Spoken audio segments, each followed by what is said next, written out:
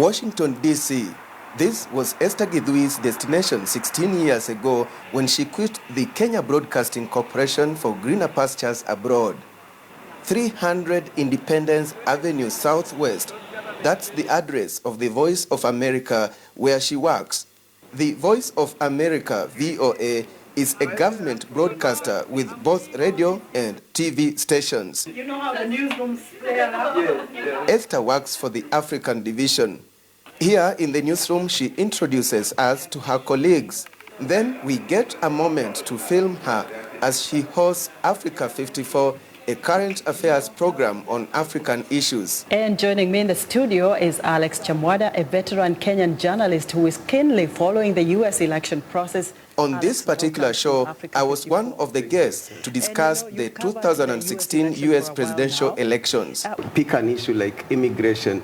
It was a live show, after which we changed roles. What do you do at VOA? I actually go out on a shoot. My turn came to be the interviewer for my Daring Abroad series on her own set. I also guest host Africa 54 to relieve the anchor, Vincent Makori, whom you know very well. Now, when did you leave KBC? I left KBC actually at the end of July 2000, and I came to the U.S. in 2000.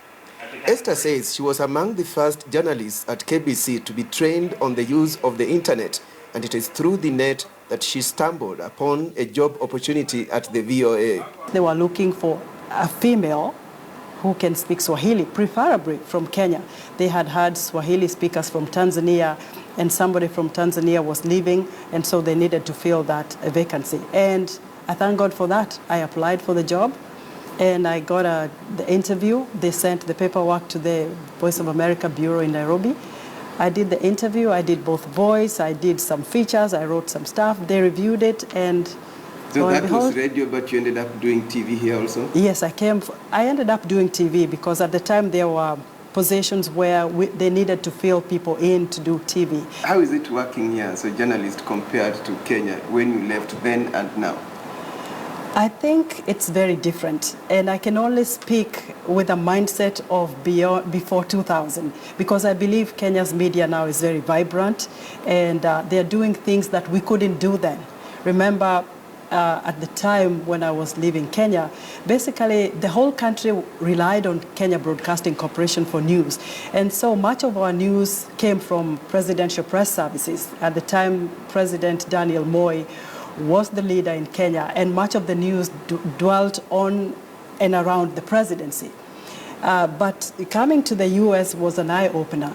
You deal with the issues of the day. You deal with what really makes news, not about personalities. It made me feel that I was lacking in my journalistic skills, and I needed to harness them, and I think that it was the right move to come to the United States. Maisha huku vipi sasa away from work?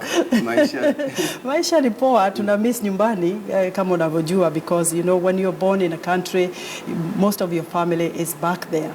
So I have very strong ties to Kenya.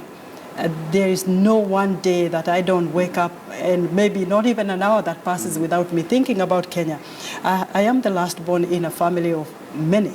My mother had 12 children, and I'm the last born. Nimezaliwa Nyeri. I have children, I have family here in the U.S., and I'm already a U.S. citizen as well. Thanks to the Kenyan Constitution, I'm still recognized as a Kenyan. So 16 years in the U.S., and like many other Kenyans in the diaspora, she believes East or West, home is the best, and she will eventually take her skills back home. For Daring Abroad, I'm Alex Chamwada in Washington, D.C.